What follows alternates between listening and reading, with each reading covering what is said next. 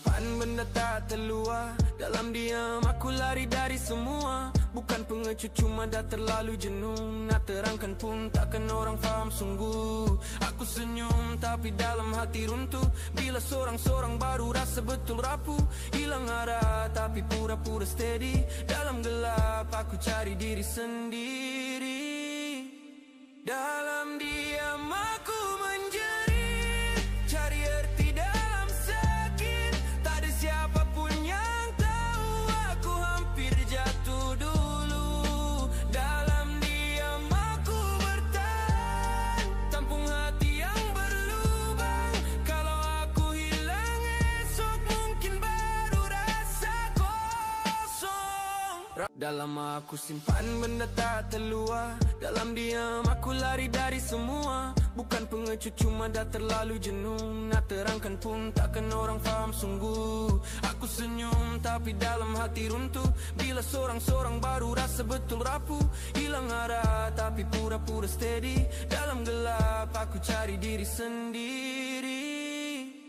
Dalam diam aku menjerit, cari arti dalam sakit. Tak ada siapapun yang tahu aku hampir jatuh dulu. Dalam diam aku bertahan, tampung hati yang berlubang. Kalau aku hilang esok mungkin baru rasa kosong. Dalam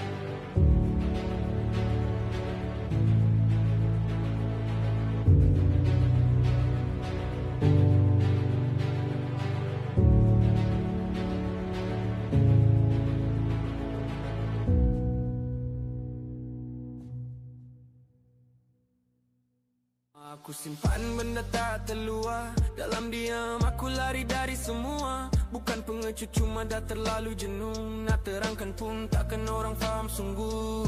Aku senyum tapi dalam hati runtuh. Bila sorang-sorang baru rasa betul rapuh. Hilang arah tapi pura-pura steady. Dalam gelap aku cari diri sendiri. Dalam diam aku menjerit, cari arti dalam sakit. Tak ada siapapun yang tahu aku hampir jatuh dulu. Dalam diam aku bertahan, tampung hati yang berlubang. Kalau aku hilang esok mungkin baru rasa kosong. Dalam aku simpan benda tak terluar. Dalam diam aku lari dari semua. Bukan pengecut cuma dah terlalu jenuh. Nak terangkan pun takkan orang faham sungguh. Aku senyum tapi dalam hati runtuh. Bila sorang-sorang baru rasa betul rapuh. Hilang arah tapi pura-pura steady. Dalam gelap aku cari diri sendiri.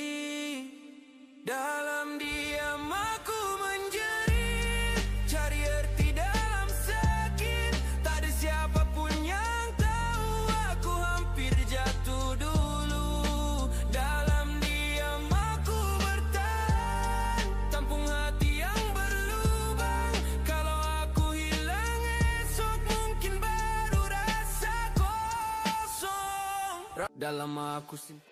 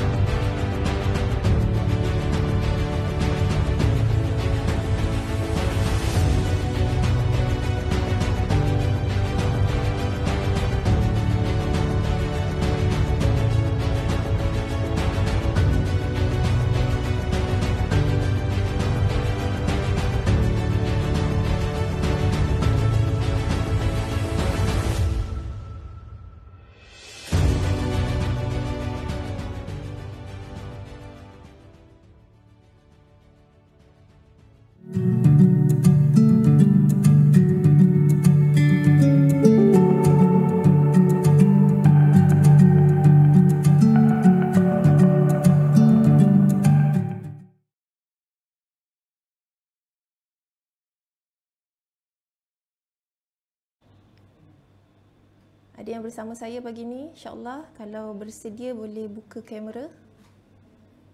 Tanda hadir.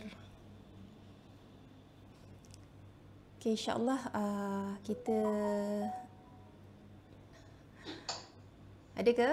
Ada yang boleh jawab salam? Waalaikumsalam. Alhamdulillah. Okay. Alhamdulillah, syukur kehadirat Allah SWT. Kita dapat berhimpun pagi ini. Kita buka dulu sesi pagi ini dengan Ummul Kitab Al-Fatihah.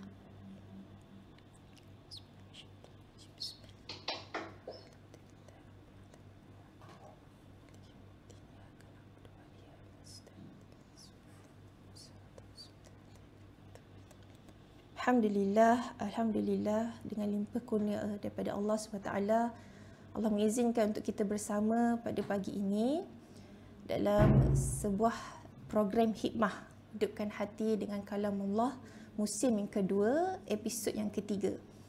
Okay, kalau kalian pernah sertai program ini pada musim yang pertama dan episod yang pertama dan episod yang kedua yang lepas, kita telah mengupas beberapa ayat Al-Quran atau kita kata mesej yang Allah telah berikan kepada kita dan kita telah tadabbur untuk kita membangunkan institusi kekeluargaan.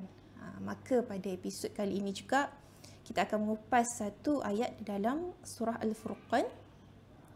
Satu ayat yang Allah beri mesej kepada kita sebagai panduan kepada ibu bapa nak membangunkan diri, nak membangunkan institusi kekeluargaan. Maka itulah program ini diwujudkan untuk kita sama-sama mentadabbur ayat suci Al-Quran, mesej yang Allah sampaikan sebagai panduan. InsyaAllah. Okey.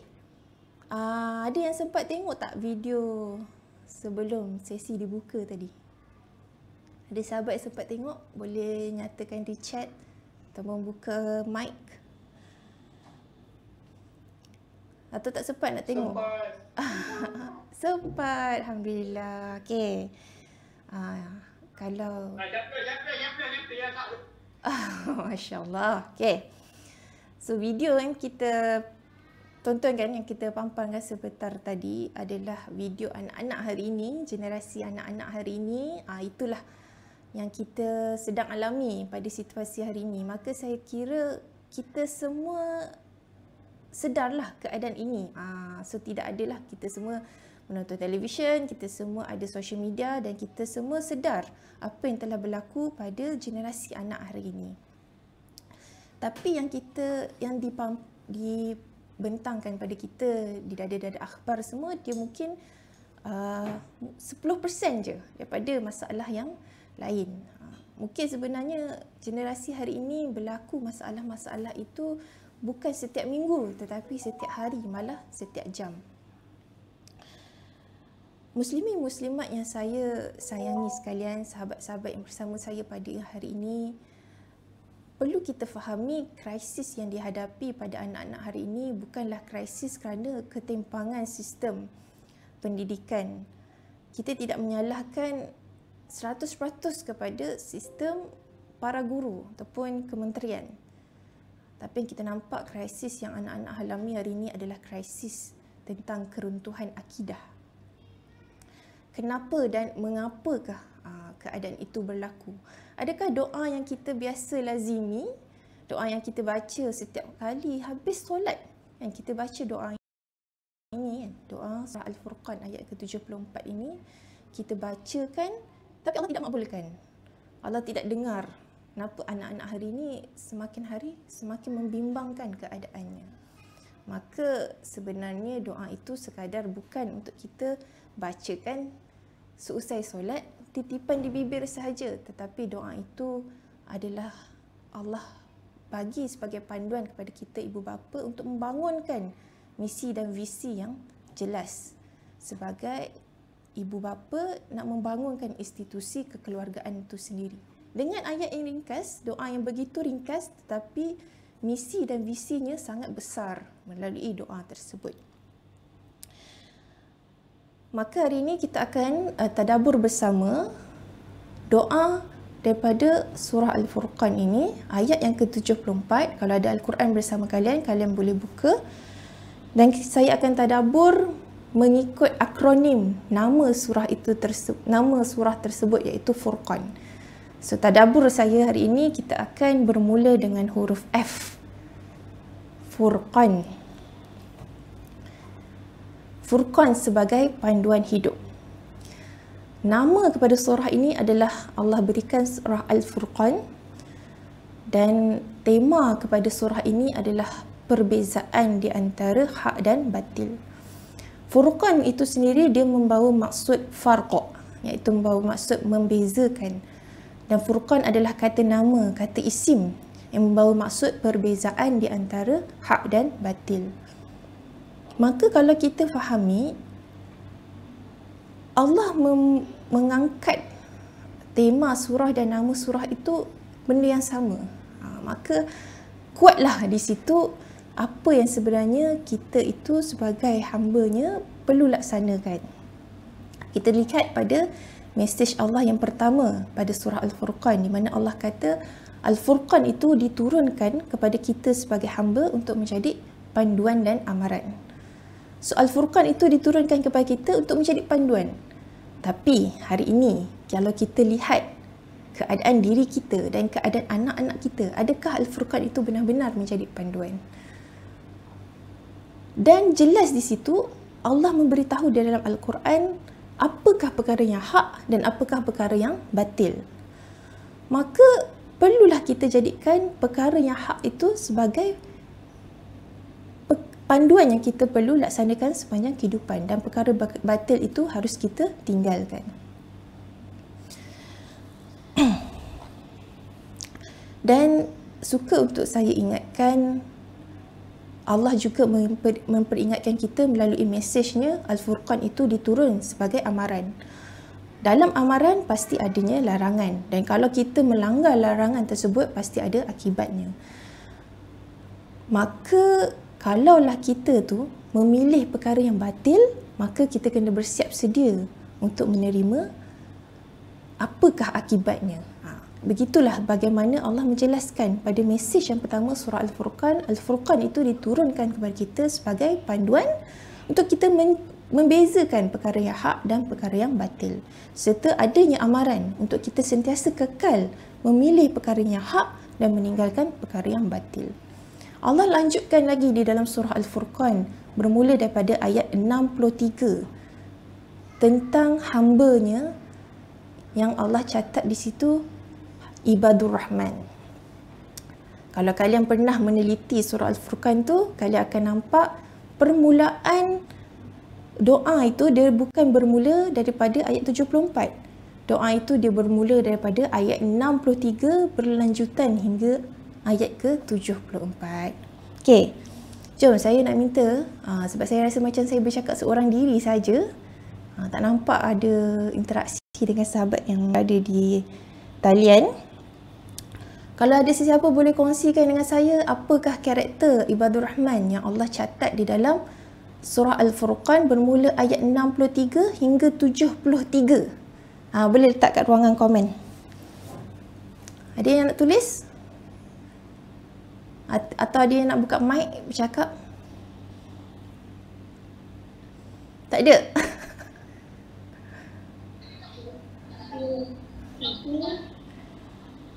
Ya, Kak Sab, satu. Mereka yang ayat 63, mereka yang dengan saya tak dengar. Kurang jelas. mereka yang berjalan di bumi dengan sopan santun. Okey, mereka yang berjalan di bumi dengan bersopan santun. Okey, lagi sahabat lain. Cuba. Penyabar dan sopan santun. Okey, lagi. 63, 64, Solat malam. 65. Malam saja. Okey, 65. 64 tadi tekun mengerjakan ibadat. Tekun mengerjakan solat malam. Okey, lagi. 65, 66, 67. Berdoa. Lagi. Banyak tu. Okey, teruskan.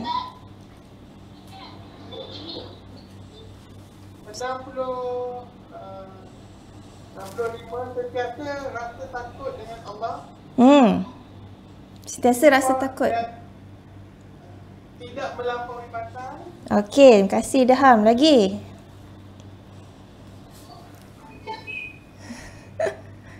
Okey, tak ada dah. Habis dah ayat ni.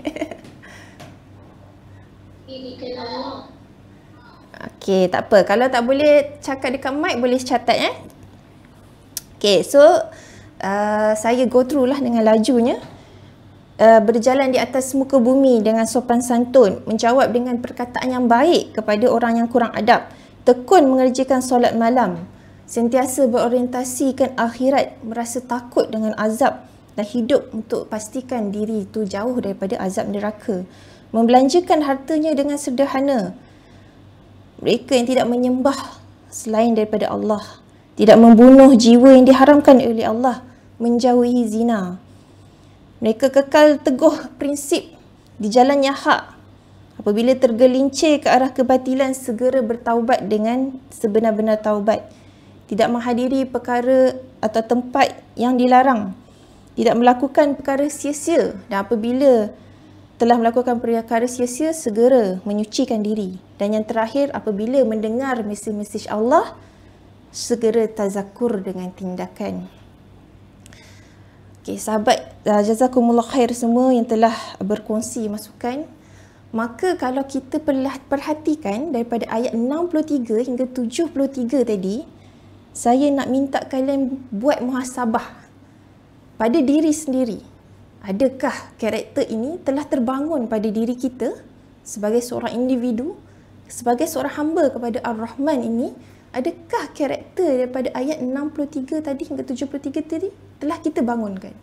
Dan adakah karakter itu telah kita usaha untuk bangunkan pada anak-anak hari ini? Ada siapa yang boleh bagi peratusan lah? Kalau 12 karakter tadi, berapa peratus kalian dah bangunkan pada diri sendiri? Dan berapa peratus kalian telah bangunkan pada anak-anak hari ini? Ada? Nak bagi peratusan pada diri sendiri? Tak ada? Okey. Maka kita kena muhasabah lah. Bermuhasabah bersama kan. Berapa banyak sebenarnya diri kita tu telah terbangun karakter ibadur Rahman ini. Kerana hakikatnya kalaulah keadaan diri kita tidak terbangun dengan karakter ibadur Rahman ini, sebenarnya kita belum benar-benar berada di atas jalan yang hak. Kenapa Allah catat di dalam surah Al-Furqan ini karakter ibadur Rahman ini sampai 12 dengan sangat terperinci untuk Allah jelaskan kepada kita, inilah sebenarnya hamba dia yang menjalankan proses yang berusaha untuk berada di atas jalan yang hak. Maka kalau kita belum lagi dan anak-anak kita belum lagi, tidak hairanlah kalau generasi hari ini hanyut dalam kebatilan. Maka apa yang kita perhatikan hari ini, kebanyakan di antara diri kita dan anak-anak kita generasi hari ini masih belum jelas nak membezakan perkara yang hak dan perkara yang batil. Kita nampak karakter ibadur Rahman tadi tu, alah ini orang alim. Aku tak sampai lagi tahap ni. Tapi sebenarnya itulah panduan yang Allah berikan kepada kita. Begitulah sebenarnya hamba kepada Ar-Rahman itu kena bangunkan dirinya sendiri. Dan begitulah karakter yang sebenarnya Allah minta kepada kita untuk bangunkan pada generasi anak hari ini. Kerana kita semua sentiasa berhadapan dengan fitnah-fitnah dunia. Maka bagaimana kita nak hadapi fitnah dunia ini kalau kita tidak mengutuhkan keimanan kita? Maka saya pergi ke akronim yang kedua, U. Utuhkan keimanan. Kalau kita ukur kita punya amal ibadah pada hari ini, seperti yang Allah perincikan pada ayat 63 hingga 73 tadi, kita perlu muhasabah. Adakah kita ini benar-benar orang yang beriman? Apakah kita ni hamba kepada ibadur Rahman? Apakah karakter yang Allah catatkan itu telah kita bangunkan pada diri kita dan anak-anak hari ini? Kerana kalaulah iman tu tidak ada dalam diri kita dan kita tidak bangunkan pada anak-anak kita, bagaimana kita nak menghadapi fitnah-fitnah dunia yang kita hadapi setiap hari?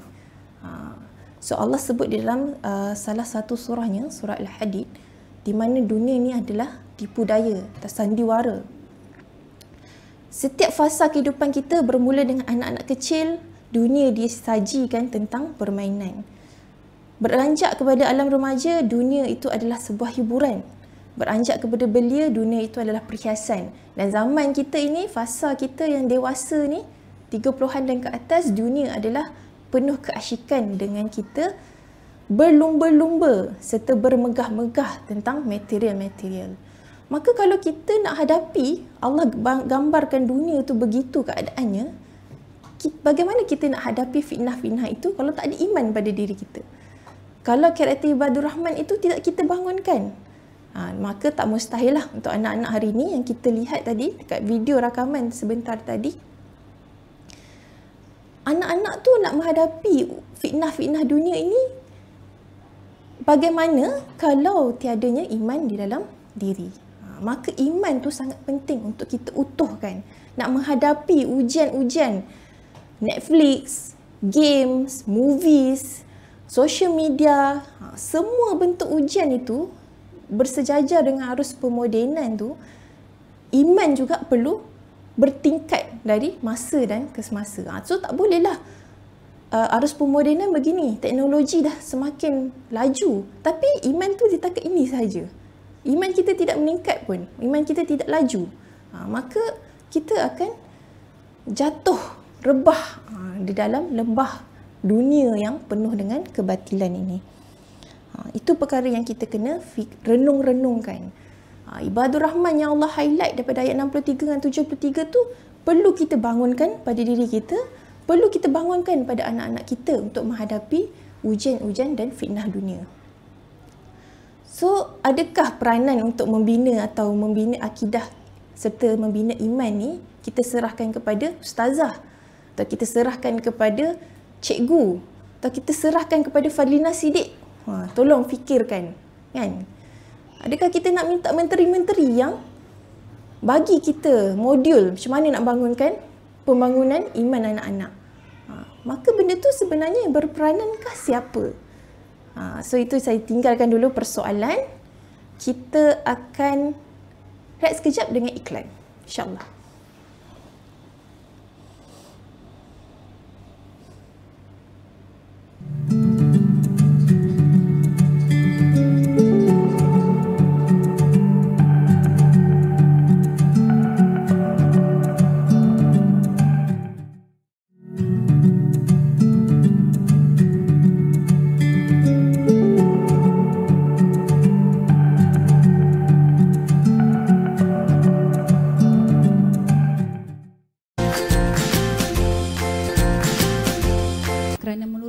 Statistik kiraan JAKIM, pada tahun ini saja pelajar-pelajar yang mengambil peperiksaan PMR dan mendaftar untuk subjek agama, apabila mereka melihat daripada jumlah 6,779 pelajar yang mengambil subjek, bukan keseluruhan ya, diambil 6,000 je, 779, tuan-tuan dan puan-puan, 22% tidak boleh mengucap syahadah tingkatan 3. 23% tidak tahu apakah itu rukun Islam. Dan hampir 25% tidak tahu apakah itu rukun iman. Bagi setiap bilangan 6,779, 20%. Saya pergi ke Perak bulan lepas. Kemudian kita ada sesi bersama dengan Ustaz Brini Bunch, ada sesi buat klinik keluarga. Bila saya habis tu, ada seorang wanita, dia dekat dengan saya, dia tanya dengan saya dan dia nak minta pandangan. Rupanya wanita ini sangat mulia, dia adalah hal ehwal pelajar, guru hal ehwal, guru kanan guru penolong kanan, hal ehwal pelajar. Dia beritahu dekat saya, dia kata, Ustazah, macam mana nak cakap Ustazah? Tapi macam mana Ustazah, saya nak share. Satu masa saya kena mengajar kelas yang agak ke belakang sikit, yang suka main saja. Dalam lebih kurang 30 lebih orang pelajar, 35 Ustazah, dia kata. Daripada 35 orang ni saya masuk sebab saya sebenarnya pun nak buat prepare untuk mesyuarat sebagainya. Jadi saya bagi tugasan pada anak ini baca Al-Fatihah tingkatan 5. Tingkatan berapa? 5. Berapa tahun? Tingkatan 5 ni 17.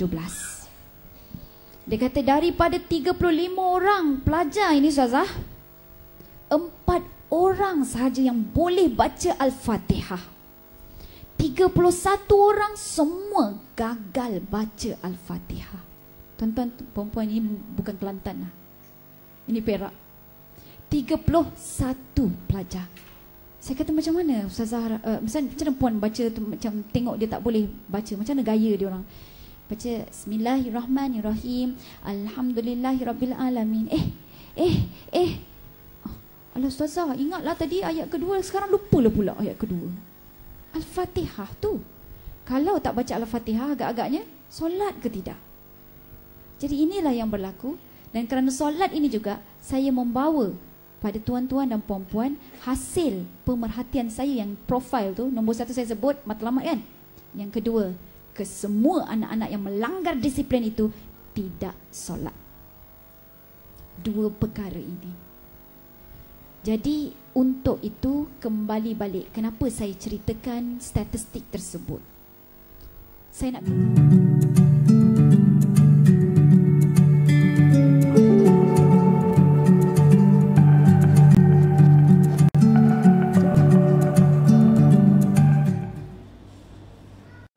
Alhamdulillah, kita kembali semula.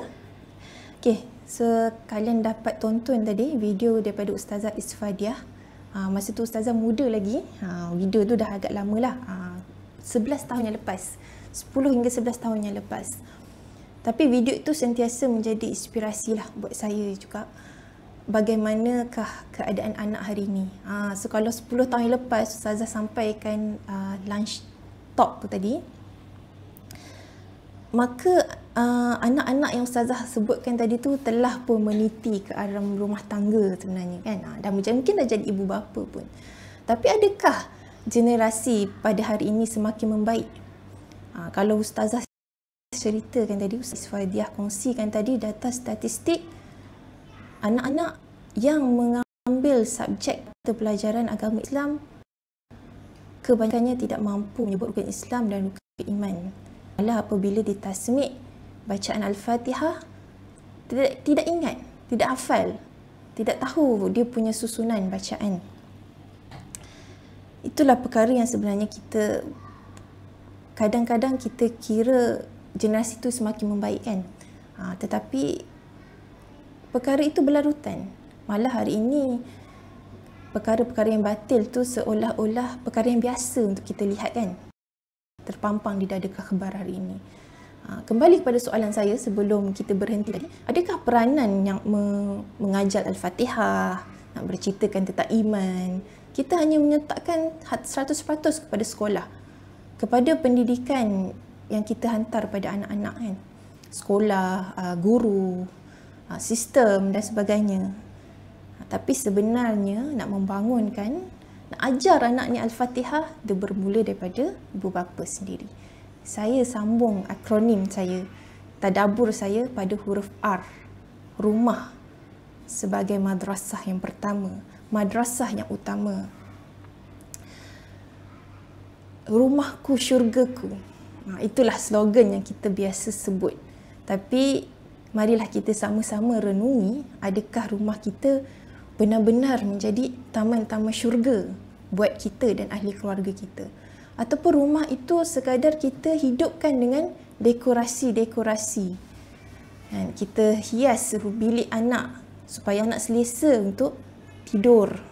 Kita bentangkan makanan, pelbagai jenis makanan supaya anak kenyang.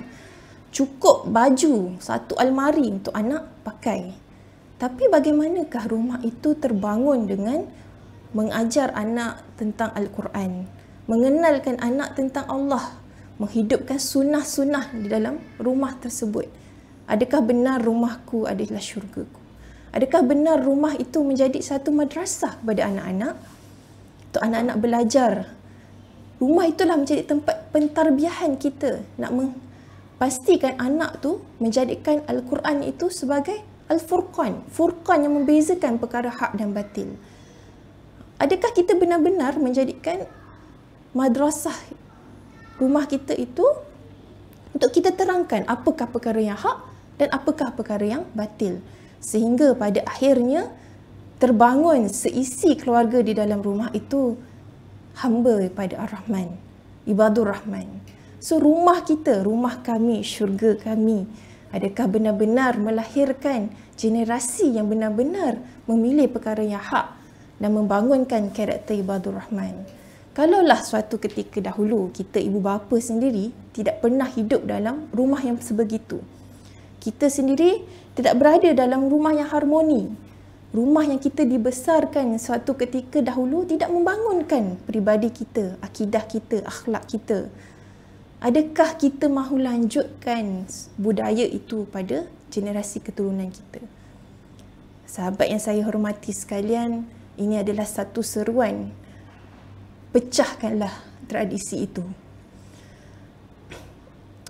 jadikanlah rumah kita sebagai medan pentarbiahan buat anak-anak. Agar anak-anak itu kenal Allah, fahami Al-Quran itu bukan melalui guru-guru di sekolah, tetapi melalui kita sebagai ibu bapa yang berusaha membangunkan diri kita menjadi ibadur rahman, dan kita berusaha membangunkan anak-anak kita untuk menjadi ibadur rahman. Agar pada akhirnya daripada rumah kami, syurga kami ini lahirnya legasi Qurratu A'yun. Saya lanjutkan tadabbur kepada huruf Q, Qurratu A'yun. Kalau kalian perhatikan doa ini, kan, doa yang dibacakan ibadur rahman ini, Allah susun daripada ayat 63 hingga 73, dan pada ayat 74 ibadur rahman ini berdoa Rabbana hablana. Hablana ini dia bukan sekadar dia, wahai Tuhan kami, berikanlah kami. Wahai Tuhan kami, kurniakanlah kami. Hablana ini dia mempunyai maksud yang sangat mendalam, di mana ibadur rahman ini bermohon kepada Allah, wahai Tuhan kami, khusus buat kami, specifically for us, exclusively for us, berilah pasangan kami, zuriat keturunan kami, penyejuk mata buat kami. Maka kalaulah ibadur rahman itu mampu membaca satu doa kepada Allah SWT dengan memohon khusus buat kami, maka sebenarnya dia dah ada proses yang dia lalui, dah ada pembangunan diri dia. Maka disebabkan itu, aku dah lalui proses ini ya Allah, aku dah membangunkan diri aku ini, maka kau berikanlah khusus untuk kami yang telah dibangunkan karakter ibadur rahman ini, yang sentiasa memilih jalan hak ini, kau hadiahkanlah kami, kau berikanlah kami, kau kurniakanlah kami pasangan kami dan zuriat keturunan kami yang menjadi penyejuk mata kami. Maka dia bukan sekadar kita mohon, ya Allah bagilah, bukan. Tapi khusus buat kami yang telah bersungguh-sungguh menjadi ibadur rahman, khusus buat kami yang dah bersungguh-sungguh berada di atas jalan hak, bagilah pasangan kami dan zuriat keturunan kami Qurratu A'yun. Qurratu A'yun itu dia datang daripada perkataan qor yaqiru, iaitu maksud ketenangan yang sangat dalam. Namun kalau kalian perhatikan daripada doa itu, Allah tidak menggunakan perkataan qurratu qalbun. Dia bukan tentang hati, Allah cakap mata. Kenapa? Kenapakah Allah menggunakan perkataan mata? Kerana kalau kalian nampak berita yang terpampang di dada akhbar hari ini, kan, kalau saya kongsi, saya bercerita dengan adik-beradik, dengan kawan-kawan, itulah baca headline dah sakit mata, tak nak baca seluruh artikel rasa lagi sakit hati, kan. So jadinya baca headline saja, belum tonton video dah rasa pedihnya mata, kan, melihat anak perempuan dirogol bergile-gile, anak lelaki bunuh anak perempuan orang lain, rasa sakit mata kita. Nak baca headline saja, belum kita baca lagi cerita-cerita di sebalik tu. Maka itulah permulaan yang Allah lakarkan pada mesej ini. Apa yang kita lihat, kalau perkara itu perkara yang tidak indah, perkara yang batil, maksiat, dosa, kita lihat saja kita dah rasa pedih mata kita, apatah lagi masuk ke dalam hati, melahirkan kegusaran dan kebimbangan. Tapi perkara yang indah, perkara yang kita suka untuk lihat, pasti benda tu melahirkan rasa seronok pada hati, rasa kegembiraan, rasa tenang. Semudah kita melihat anak kecil mampu membaca Bismillahirrahmanirrahim. Kan, anak saya baru berusia 2 tahun. Tapi kalau saya ajarkan dia sebelum makan, kena baca apa? Dia jawab Bismillah. Itu pun dah sejuk mata saya. Belum lagi dia buat perkara-perkara lain, kan. Sebenarnya macam itulah fitrah kita sebagai manusia, kan. Kalau zuriat pasangan kita dan zuriat kita itu melaksanakan ketaatan, menzahirkan sifat ibadur rahman, itu yang kita nampak, itulah yang lahir kepada hati kita itu sakinah. Itulah yang melahirkan mawaddah tu. So jadinya yang kita selalu ungkap semoga peroleh keluarga sakinah mawaddah. Benda itu sebenarnya dekat hati. Perasaan di hati. Tapi kita kena nampak dulu karakter itu terbangun dan terzahir. Sehinggalah menjadikan mata kita sejuk dan masuk ke dalam hati tu rasa damai dan tenang. Begitulah sebenarnya doa yang kita doa kepada Allah SWT.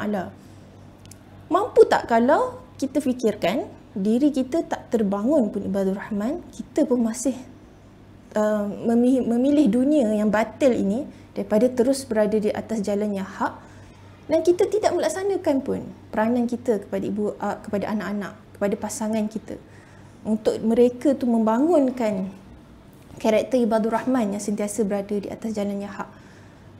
Mampu tak doa ini kita realisasikan? Itu perkara yang sebenarnya kita kena fikirkan. So, penyejuk mata yang kita mohon kepada Allah khusus buat kita itu sebenarnya ada misi dan visi yang sangat besar kita kena bangunkan. Okey, kemudian sambung. Saya sambungkan pada akronim yang seterusnya. Aspirasi melahirkan ummah yang hak. Okey. Okey, teruskan, tak apa. Waj'alna lil muttaqina imama. Dan jadikanlah kami imam bagi orang-orang yang bertakwa. Istilah imama. Lil muttaqina imama. So, ada yang berpendapat, ada yang memahami doa ini adalah dengan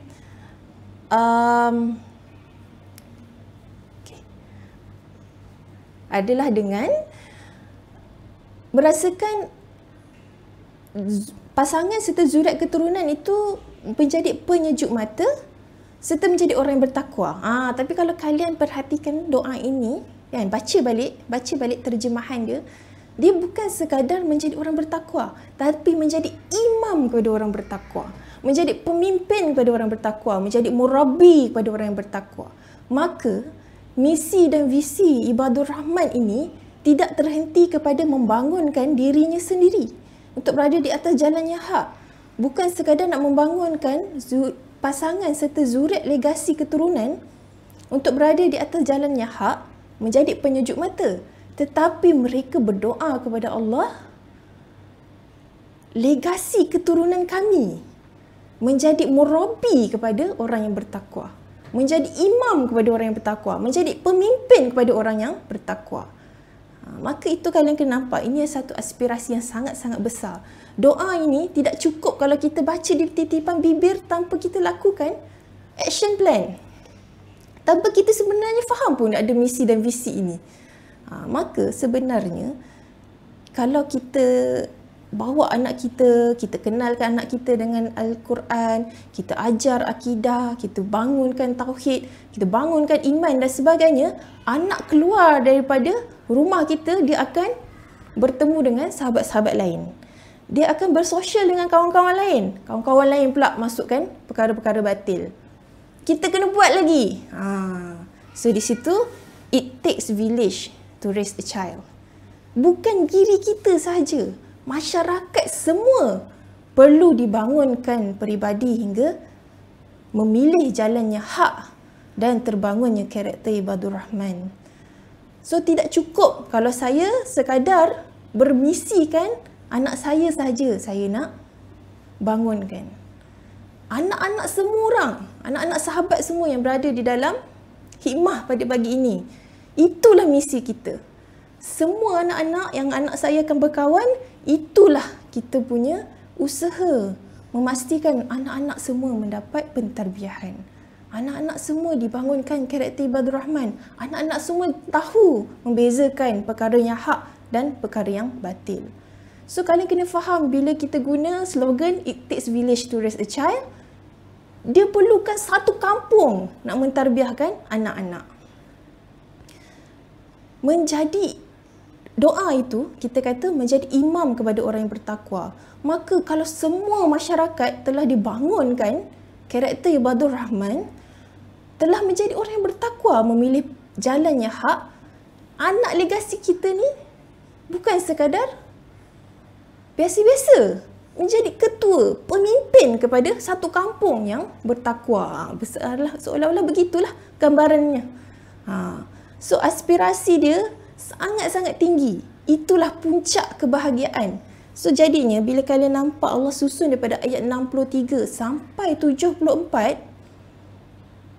dia bangunkan seluruh diri dia, dia bangunkan pasangan serta zuriat keturunan. Dia bukan sekadar zuriat yang dia lahirkan, tapi cucu cicit.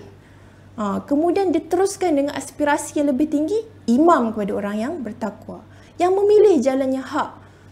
Maka sebenarnya doa yang kita bacakan tu, kita tidak boleh sekadar baca saja. Dia ada action plan, dia ada tindakan. Maka akronim saya yang terakhir, N, nyatakan doa dengan amal. Sahabat yang saya kasih sekalian, segala yang kita lafazkan kepada Allah SWT, kalau kita tak tadabbur, kita memang tidak fahami apakah yang maksud tersirat di sebalik ayat tersebut.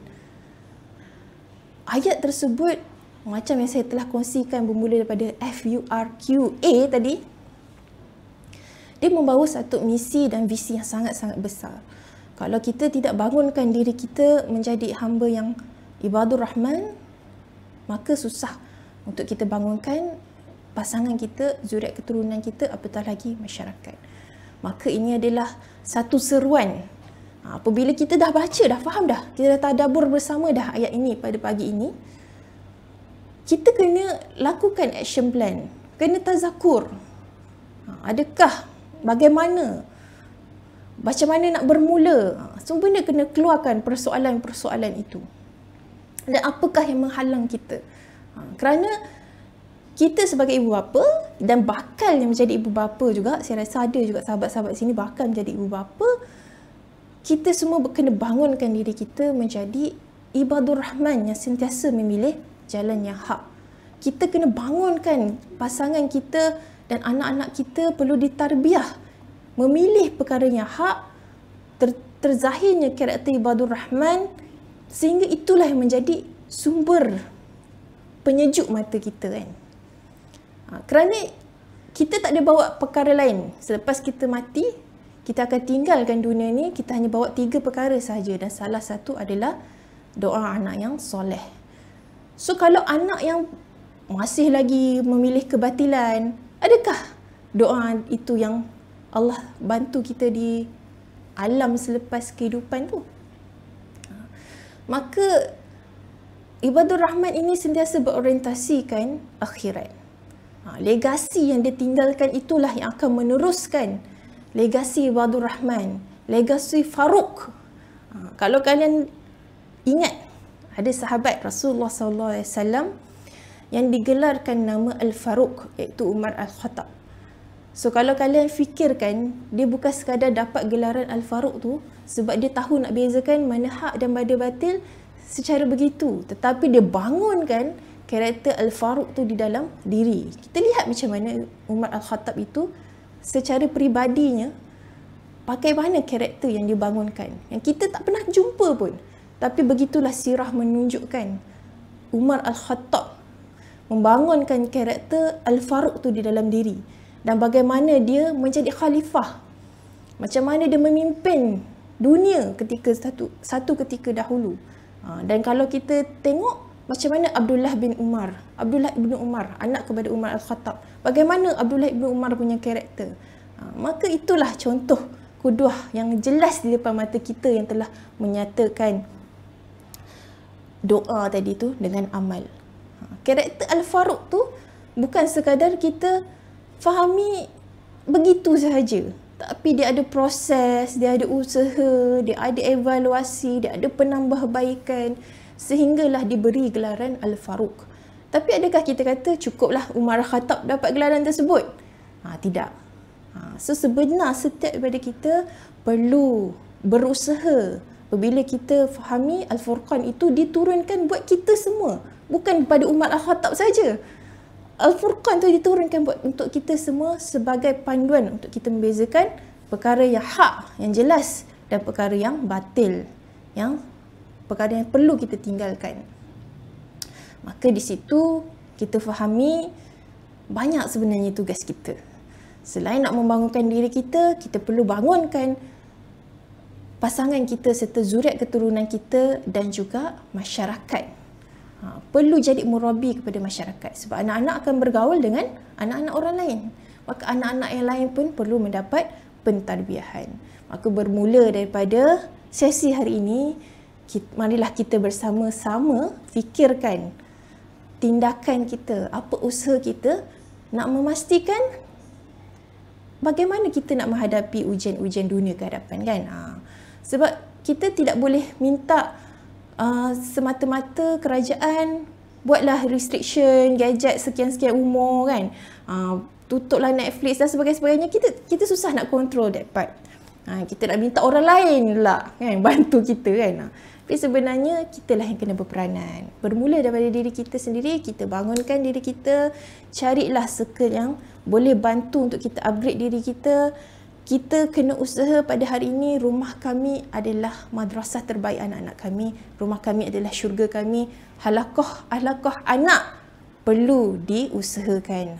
So tak cukup kalau kita sekadar datang je lah session ni kan. Lepas tu kita tak sampaikan pun pada anak. So kena sampaikan pada anak, buat halaqah, disiplin dengan halaqah dengan anak-anak, majlis taklim dengan anak-anak agar rumah kami, syurga kami itu dipenuhi dengan taman-taman syurga, insya-Allah. Okey, itu sahaja saya punya sesi tadabbur hari ini. So saya harap kalian dapat tangkaplah apa isi yang saya cuba sampaikan. Bermula daripada Furqan, bermula daripada F tadi, Furqan sebagai panduan hidup. Utuhkan keimanan nak menghadapi fitnah-fitnah dunia ini. R, rumah adalah madrasah pertama kami. Q, Qurratu A'yun.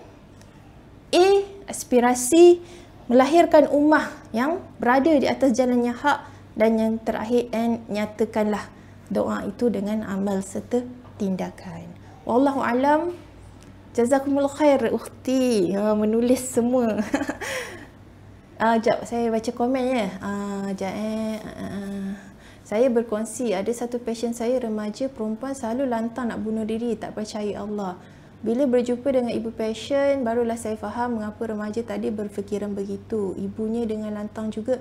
Saya tak percaya dia. Saya tak panggil Allah, saya panggil dia sebab tak adil. Saya tak solat, kenapa nak solat? Okey, faham? Kalau dia asyik bagi masalah pada saya, sangat berat untuk saya proses bila mana seorang ibu boleh bercakap macam tu dan bagaimana rumah mereka. Okey, terima kasih. Nurin berkongsi. Nurin ni kaunselor. So pelbagai lah pasien-pasien pesakit yang datang kan dengan pelbagai masalah-masalah. Sebenarnya itulah realiti. Kalau nak tanya kepada kaunselor, ramai kaunselor dalam ni, mungkin boleh tanyalah realiti anak-anak hari ini kan. Tapi saya juga nak berkongsi lah. Satu ketika dahulu saya bawa, saya mengajar Al-Quran di satu sebuah di Kuala Lumpur. Tapi sebelum saya nak mengajar tu, saya akan solat berjemaah dengan anak-anak. Masa tu anak-anak remaja lah, anak-anak tingkatan 1 sampai tingkatan 5. Tapi saya selalulah, walaupun saya mengajar Al-Quran tu, ajar tajwid dan sebagainya, selalulah berkongsi, bercerita dengan anak-anak kan. So anak ni cakap, Ustazah, saya dekat sekolah je solat. Dekat rumah saya tak solat. So saya tanyalah, oh kenapa tak solat kat rumah? Dia kata, mak ayah saya tak pernah ajak saya solat. Tapi saya pun jarang nampak mak ayah saya solat. Maka saya solat tu dekat rumah je. Dekat sekolah je. Kat rumah memang saya tak solat. Maka saya pun kata, okey tak apalah kalau mak dengan ayah tak solat, adik kena solat. Kan? Begitulah perkara yang saya kongsikan kan. So jadinya benda tu bukanlah perkara yang janggal lah untuk kita perhatikan pada keadaan masyarakat hari ini. Maka kita kena usaha macam Nurin cakap tadi kan, tak tahu rumah dia macam mana kan. So sebenarnya doa ini dia satu misi dan visi yang sangat besar. Kalian tak boleh sekadar baca, kalian baca sekadar titipan di bibir sahaja. Kena merealisasikan misi dan visi yang Ibadur Rahman itu tunjukkan di dalam surah Al-Furqan. Okey, saya buka soalan. Ataupun nak bagi refleksi boleh juga. Ada siapa nak kongsikan soalan ataupun sebarang refleksi?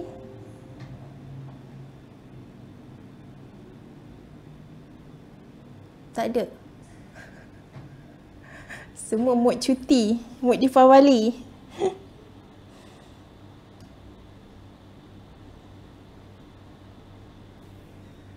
Ada soalan? Ada soalan, cuma Ya, Nadira. boleh bagi sedikit refleksi lah untuk sesi hari ini. Kita punya macam ni, kita punya tugas kita tadi tu kan, bila saya cakap perlu jadi murabi bagi diri sendiri, keluarga dan masyarakat. Macam mana kita nak dah jadi soalan pula. Macam mana kita nak bina confident, bina confident dalam diri kita. Kadang-kadang kita rasa macam kita pun tengah dalam tabiat diri kita pun tak cukup baik lagi kan. So anak-anak pun senang membinakan. So itulah soalan dia, macam mana kita nak membina confident diri kita. Okey. Terima kasih Nadira atas soalan. Out of 50 orang tu ada seorang juga yang bertanya. Alhamdulillah. Jazakillah khair. Okey.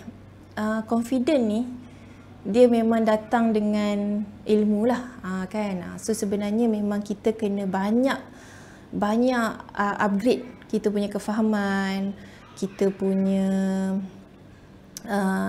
satu kefahaman lah kan, bab ilmu kita, macam mana kita memahami. So tapi kita tak bolehlah kata nak cukup semua ilmu baru kita nak sampaikan kan, confident. So sebenarnya memang dia bermula dengan banyak kegagalan. So selagi kita tak mula, selagi tu dia tak akan develop keyakinan. Maksudnya memang kita kena mula je dahulu. Kan orang rasa macam apa dia cakap ni? Apa dia cakap tak sampai pun kan? Ni nak nasihat ke? Nak membebel ke? Ada orang kan rasa macam tu. Ni macam bukan satu bebelan, bukan satu nasihat ni kan. Ni satu bebelan lah, kita rasa macam tu. Tapi memang tak apa. Kita teruskan sahaja dahulu. Kalau kita nak sampaikan as simple as satu perkataan, satu ayat pun, kita teruskan. Sebab keyakinan tu dia memang memerlukan proses dan usaha lah. Maksudnya kita kena banyak buat perlatihan. Nadira, buat perlatihan, sampaikan. Walaupun rasa macam gagal, teruskan. Teruskan. Dan sebenarnya kena banyak doa lah. Doa supaya Allah pun ajarkan kepada Nabi Musa. Nabi Musa yang sebenarnya kita faham Nabi kot. Kan? Apa lagi yang tak ada kat Nabi Musa tu? Tapi Allah kata nak berhadapan dengan Fir'aun, baca doa kan. Rabbi syrah li sadri wa yassir li amri walau qudatan lisani yafqahu qawli. So jadinya sebab Nabi Musa ni pun dia memang ada kekurangan dari sudut percakapan kan. Dia ada gagap-gagap sedikit. Sebab tu dia bawa Nabi Harun kan.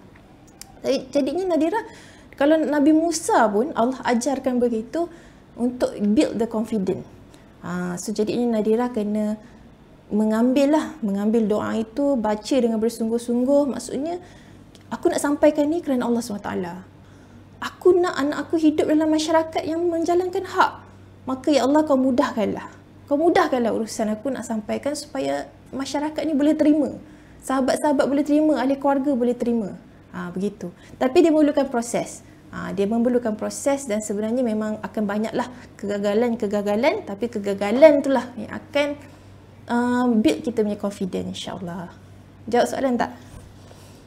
Jazakillah khair. Jazakillah khair. Alhamdulillah. Bagaimana dengan isteri-isteri yang sering melihat ia perlu bermula dengan suami? Okey. Terima kasih Siti Intan Liana, Masya Allah sedapnya nama. Okey. Suami dia adalah general dalam rumah. Isteri adalah pembantu general. Kan? So suami tu dia memang sebenarnya suami tu perlu membangunkan diri dia lah. Sebab tu kalau kita fahami para sahabat kan, macam mana para sahabat dengan isteri dan macam mana Rasulullah. So semua tu lah kita nampak bahawa sebenarnya lelaki tu kena membangunkan diri dia. Bukanlah kata dia terlepas tanggungjawab itu. Tapi sebenarnya dia tak perlu ada 100% di rumah. Cukup untuk dia sampaikan misi dan visi keluarga itu kepada isteri. Dia bertarbiyah isteri tu sampai isteri tu faham apakah tujuan kita membina madrasah ini, dan isteri cuba sampaikan pada anak-anak. Kalau sekali-sekala waktu-waktu tertentu hujung minggu baru suami ada, tak apalah suami yang laksanakan. Boleh Intan. Maksudnya memang kita kena ubahlah perspektif tu yang macam suami kena mula dulu, suami kena start dulu. Sedangkan suami dia ada tanggungjawab yang lebih besar kan. Suami tu peranan dia memang bukan 100% berada di rumah. Dia perlu mencari rezeki, dia perlu keluar berdakwah. Kan kalau kita lihat sebenarnya para sahabat, saya pilih Usamah bin Zaid, Abdullah ibnu Umar, para sahabat, anak-anak para sahabat tu, kalau kita fikirkan sahabat-sahabat Rasulullah tu, mereka tu semua nak pergi berdakwah. Mereka tu semua nak menjalankan tanggungjawab kepada Allah SWT. Memang tak ada berada di rumah. Nak pergi berperang. Nak pergi berperang bukan zaman macam kalau hari ni kan. Tentera-tentera semua tu duduk dekat markas tentera. Kena build dia orang punya stamina dan sebagainya. So jadinya para sahabat semua nak pergi berperang ada strategi, ada pelatihan. So tak ada kat rumah selalu. Tapi macam mana ada anak-anak sahabat macam Usamah bin Zaid, Abdullah ibnu Umar tu boleh bangun. Boleh menjadi karakter yang hebat seperti ayah-ayah mereka. Kan? So kalau bukan ibu yang berperanan di situ, siapakah yang mentarbiah anak-anak? So anak-anak tu sebenarnya ditarbiah oleh ibu sebab ayah semua tak ada. Ayah semua pergi berperang, ayah semua dah kena keluar pergi berdakwah dengan Rasulullah kan, nak sampaikan lagi Islam tu tersebar lebih luas, nak mempertahankan lagi agama Islam. Maka yang membangunkan pentarbiah anak-anak tu adalah ibu di rumah. So ibu, isteri kena ubah persepsi ni. Cukup ayah itu sampaikan misi dan visi keluarga yang besar tu pada isteri, dan isteri execute. Isteri kena execute. Kita kena jadi seperti sahabiah. Siapa lagi kita jadi qudwah? Kan? Kita kena jadi seperti ibu-ibu di Ghazah. Suami semua masuk penjara. Suami semua dalam tahanan perang. Suami semua kena bunuh. Tapi kita usaha tengok ibu-ibu di Ghazah tu macam mana anak-anak yang lahir tu. Kan? Anak-anak yang lahir semua bukan anak yang biasa kan. Anak-anak semua, kalau kita fikirkan Palestin, Ghazah tu dah hancur tu, dah berdekad dah lamanya kan. Tapi makin lama makin banyak lagi. Kenapa banyak lagi kan? Tentera Hamas tu malah makin lama makin hebat kan dia punya pimpinan-pimpinan tu. Maksudnya siapa yang mentarbiah itu kalau bukan para isteri? Itulah Intan kena ubah persepsi tu. Ayah-ayah di Ghazah tu semua mati dah. Kena termasuk tahanan perang. Ibu yang mentarbiah anak-anak. Sebab itulah Yahudi tu pertama sekali dia nak bunuh isteri dan anak-anak supaya tak ada dah lapisan generasi tarbiyah. Mendidik anak-anak zaman sekarang sangat mencabar dengan gadget yang ada. Bagaimana nak memupuk sifat kesabaran dalam diri. Okay Marina, Alhamdulillah saya faham. Dan saya pun sebenarnya masih baru dalam dunia ibu bapa ni. Sabar ni sebenarnya dia proses. Proses kan. Kalau kalian fahami sebenarnya apa yang kita develop dalam diri kita ni pun dia bermula daripada kita masa kecil. Macam mana kita lalui proses itu, macam mana mak ayah kita mendidik kita. So sebenarnya kita selain daripada kita kena jumpa pakar lah nak mengawal kita punya anger management ni, kita kena dapat pentarbiahan. Marina kena adanya guru nak nasihat, adanya guru nak bimbing, adanya sahabat nak ajak kita kan. Maksudnya tak boleh macam kita bersendirian buat benda tu. Kadang-kadang betul, selain doa-doa kan, kita doa, tapi kenapa macam sama je diri kita ni. So jadinya sebenarnya mungkin kita tu perlu melangkah lagi. Maksudnya kita kena masuk majlis ilmu, kena duduk dalam halaqah, kena ada bi'ah solehah, kena ada sahabat yang nasihat kita kan, ada guru yang nasihat kita. Kita tadabbur ayat Al-Quran sama-sama sampai kita mampu membuang kebatilan-kebatilan dalam diri kita tu sehingga kita boleh kontrol Kontrol rasa marah, rasa nak melenting, rasa nak mengamuk. Sebab sifat sabar ni dia memang bukan benda yang macam sabarlah. Bukan sekadar kita cakap benda tu. Dia ada benda proses yang kita kena pupuk dari masa dan ke semasa. So saya sendiri kalau tanya suami saya pun, saya memang bukan orang yang penyabar orangnya. Tapi ialah pertabihan itu kan mematangkan kita kan. Kita melalui proses, kita ada orang nasihat, ada orang bagi feedback, ada orang kritik. Maka kita kena upgrade diri kita. Maksudnya sabar tu tidak boleh sekadar saya bagi tahu dekat Marina doalah. Marina tadabbur sahajalah. Tak. Marina kena duduk dalam bi'ah solehah, berada dalam lingkungan yang positif, sama-sama nak membangunkan diri dan boleh nasihat. Boleh cakap, boleh tunjuk bagaimanakah nak upgrade diri daripada kurang sabar kepada sabar. Okey? Kak Sab tanya bagaimana kita nak usahakan untuk anak-anak membezakan hak dan batil, terutama dalam dunia hari ini yang sangat terbuka. Okey, ini soalan yang terakhir so saya dah dapat pesanan penaja. Pesanan penaja cakap, okey kejap saya jawab Kak Sab tu tadi jap host. Okey. Okey Kak, akak kena buatlah. Macam saya cakap tadi, kita kena upgrade diri kita dan kita kena buat halaqah dengan anak-anak kita. Okey. So tak cukup sekadar kita bagi tahu, Khalil, benda ni Allah tak suka, benda ni Allah suka. Tak boleh cakap macam tu je. Anak pun tak faham benda yang Allah suka, benda yang Allah tak suka. So sebenarnya kita memang kena ada one to one session dengan anak, buat halaqah yang konsisten, ada disiplin. Ada lanjutan-lanjutan dia. Memang kita sebenarnya kena evaluate anak ni punya tahap mana dia faham Al-Quran ni kan, tahap mana dia boleh bezakan perkara yang hak dan batil. So jadinya Kak Sab, sejajar dengan info yang bersimpang siur sekarang ni, kita juga kena banyak juga info macam mana kita nak pastikan adanya taklim dengan anak-anak, dan anak-anak kena berusaha faham daripada kita. Okey, yang terakhir tu ada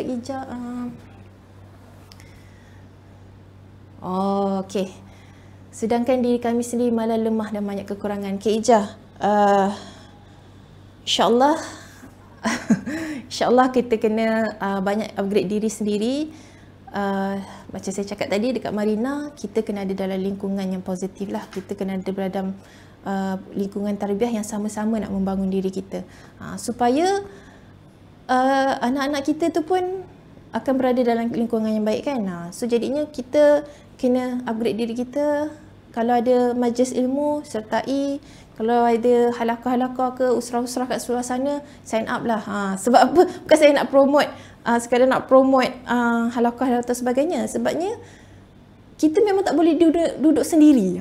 Kalau kita duduk sendiri, kita upgrade sendiri, tak ada siapa nak evaluate kita, tak ada siapa nak nasihat kita, tak ada siapa nak bimbing kita. So sebenarnya memang kita perlukan suasana lah, perlukan kumpulan-kumpulan untuk sama-sama mengupgrade diri, dan kita juga ada guru lah untuk menegur kita dan mengkritik kita serta membimbing kita, insyaAllah. So para ibu bapa, kalian sebenarnya memang kena cari circle lah, cari circle yang baik untuk kalian tu mengupgrade diri kalian, sekaligus kalian mengupgrade keluarga, dan insyaAllah akan menjadi lil muttaqina imama. Okay, itu saja. Jazakumullah khair. InsyaAllah sebarang persoalan boleh PM saya. Kalau segan nak tanya di sini, saya ada buat session halaqah setiap 2 minggu di Bunda Talks. Boleh follow Instagram. InsyaAllah bagi ibu-ibu yang mungkin mencari circle, boleh circle bersama saya. Dan kalau ibu-ibu, kalau ayah-ayah pun mencari circle, boleh PM saya sampaikan kepada mereka yang membawa halaqah ayah-ayah. Itu sahaja. Jazakumullah khair. Yang baik datang daripada Allah, yang kurang daripada diri saya sendiri. Saya mohon maaf atas keterlanjuran bicara. Moga-moga Allah terima ibadah kita hari ini. Assalamualaikum warahmatullahi wabarakatuh.